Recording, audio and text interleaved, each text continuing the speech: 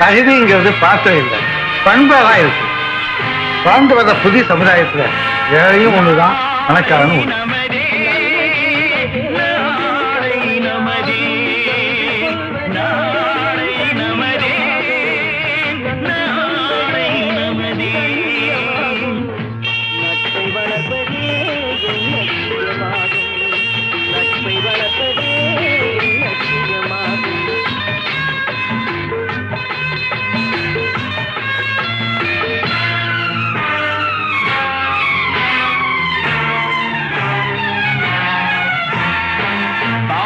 என்னும் நூல் வழி வந்த தாசமலர் கூட்டம் ஆடும் அழகில் அமைவதுதானே வாழ்க்கை பூந்தோட்டம்.